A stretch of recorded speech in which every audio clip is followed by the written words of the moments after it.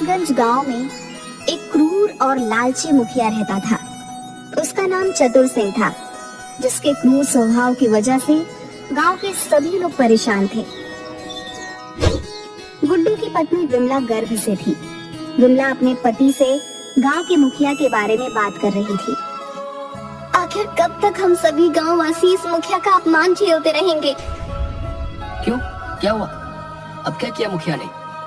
कल गांव के कुछ बुजुर्ग व्यक्ति गांव की समस्या के बारे में मुखिया से बात करने के लिए उसके घर गए थे, मगर मुखिया ने उन सबको अपमानित करके अपने घर से भगा दिया। सारा गांव जानता है कि मुखिया किसी की इज्जत नहीं करता, फिर ये गांव वाले क्यों उसके पास मदद मांगने के लिए चले जाते हैं? मुखिया के पास नहीं जाएंगे तो फिर किसके पास जाएंगे? आखिर सब गांव वालों ने आपस में मिलकर ही उसे गांव का मुखिया चुना है। अरे किसी गांव वाले ने उसे गांव का मुखिया घोषित नहीं किया। हम सब जानते हैं कि वो मुखिया बेईमानी से बना है। सच तो ये है विमला कि गांव वालों ने डर कर उसे मुखिया बनाया है। कल लता ताई के बेटे सोमू की तबीयत अचानक खराब हो गई। वो बेचारी उसे अस्पताल तक भी नहीं ले जा पाई और उसने रास्ते में ही दम तोड़ दिया। आखिर कब तक गांव वाले ऐसे ही बेमौत मरते रहेंगे? हाँ मुझे पता है, लेकिन विमला हम सब कर भी क्या सकते हैं? और वैसे तुम्हें इन गांव वालों की कब से इतनी चिंता होने लगी? क्योंकि मैं भी इसी गांव में रहती हूँ और हमारे लिए भी चिंता वाली बात है। कुछ महीनों बाद मेरी कोख से एक संतान जन्म लेने वाली है और हमारे गांव से शहर का रास्ता काफी लंबा पड़ता है। न तो यहाँ कोई बस आती है और न ही कोई ट्रेन, और बैलगाड़ी समय पर शहर नहीं पहुँचा पाती। विमला की बात सुनकर गुड्डू चिंतित स्वर में बोला, बात तो तुम सही कह रही हो विमला। इस बात पर तो मैंने ध्यान ही नहीं दिया कि कुछ महीनों बाद हमारे घर में एक नन्हा मेहमान आने वाला है। मैं तुम्हें पहले से अस्पताल में दाखिल भी नहीं करा सकता, क्योंकि मेरे पास इतने पैसे नहीं हैं। यही बात तो मैं आपको समझाना चाह रही हूँ कि आप गांव वालों के साथ मिलकर मुखिया पर दबाव बनाने की बात करें कि वो गांव के लिए सरकार से बात करे। हमारे गांव से लेकर शहर तक पक्की सड़क बने, ताकि गांव के लोगों को दूसरे गांव या शहर में जाने के लिए किसी समस्या का सामना न करना पड़े। तुम सही कहती हो विमला। मैं कल ही होशियार सिंह और बिलवा से बात करता हूँ। इस गांव में सिर्फ वो दोनों ही हैं जिनसे मुखिया थोड़ा डरता है। अगले दिन गुड्डू ने गांव के एक पुराने पेड़ के नीचे कुछ गांव वालों को बुलाया। उनमें होशियार सिंह और बिलवा भी थे। क्या बात है गुड्डू, आखिर तूने हम सबको यहाँ पर क्यों बुलाया है? सब कुछ ठीक तो है ना? होशियार सिंह, आखिर कब तक हम मुखिया के भरोसे बैठे रहेंगे? अगर मुखिया इस गांव के लिए कुछ नहीं करता तो हम सबका भी कर्तव्य है कि हम अपने तरीके से अपने गांव के विकास के बारे में सोचें। पर तेरा दिमाग तो ठीक है गुड्डू है? तू तो ऐसे बोल रहा है जैसे कि हम सब किसी बहुत बड़े सरकारी पद पर हो और सरकारी अफसर सिर्फ हमारी ही बात सुनने के लिए बैठे हैं। कोशिश करने में क्या जाता है बिलवा?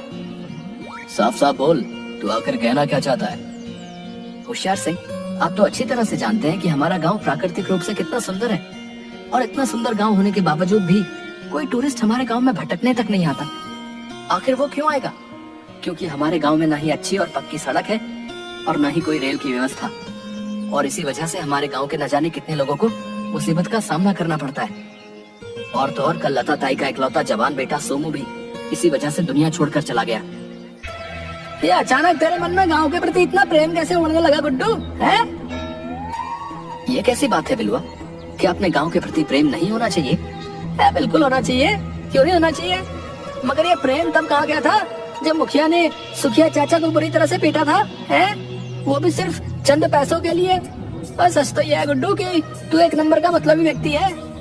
हम सब जानते हैं कि तेरी पत्नी गर्भ से है और इसी वजह से तेरे मन में गांव के प्रति चिंता बढ़ रही है। तू चाहता है कि हम तेरे लिए गांव के मुखिया से झगड़ा मोल ले ले। अब तुम मेरी बात का गलत मतलब ले रहे हो बिलवा। मैंने तुम्हें और होशियार सिंह को सिर्फ इसी वजह से यहाँ पर बुलाया था कि मुखिया सिर्फ तुम दोनों से ही थोड़ा डरता है, क्योंकि मुखिया के बाद तुम दोनों ही इस गांव में दबंग प्रवृत्ति के हो। अरे अगर दबंग प्रवृत्ति के हैं तो तू क्या चाहता है कि हम मुखिया से दुश्मनी मोल लेकर अपने बीवी और बच्चों को मुसीबत में डलवा दें? सही बोल रहे हैं गुड्डू। मुखिया नहीं चाहता कि यहाँ पर कोई सड़क बने या यहाँ पर कोई रेल की पटरी बने, क्योंकि अगर ऐसा होगा तो इससे बाहर के लोगों का गांव में आना जाना होगा और मुखिया अपनी मनमानी नहीं कर पाएगा। कुछ देर बाद बिलवा और होशियार सिंह और सारे वहाँ से चले जाते हैं।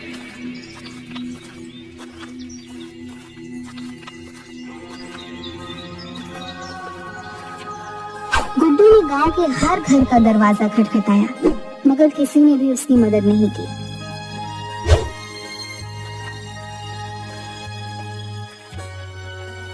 थक हार कर गुड्डू रमेश की चाय की दुकान पर बैठ गया। एक कप चाय पिला दो रमेश। काफी परेशान दिख रहे हो गुड्डू भैया, सब कुछ ठीक तो है? अब क्या बताऊं तुम्हें, मैं गांव वालों को सही रास्ता दिखाने की कोशिश कर रहा हूँ, मगर गांव वाले तो जैसे आंखें बंद करके बैठे हुए हैं, कोई मेरी बात सुनना ही नहीं चाहता। मैं जानता हूँ तुम उन सबसे इस गांव की सड़क के बारे में बात कर रहे थे। कोई फायदा नहीं गुड्डू भैया, इन सबको आदत है ऐसे ही जीने की। शायद तुम सही कह रहे हो, इन सबको गुलामी में ही जीने की और अपने ऊपर जुल्म सहने की आदत पड़ गई है।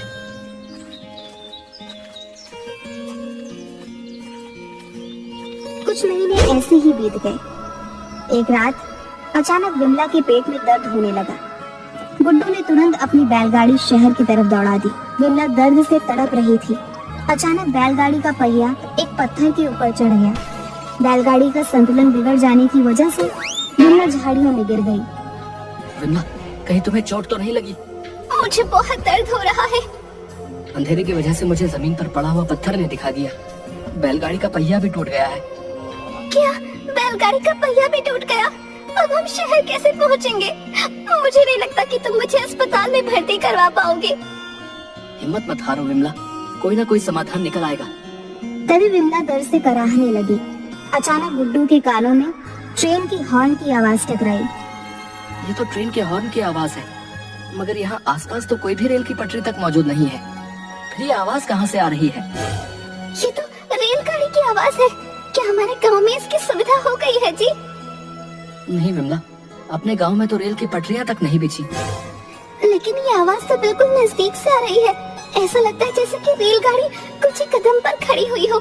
आप मुझे वहाँ पर ले चले। पागल हो गई हो क्या?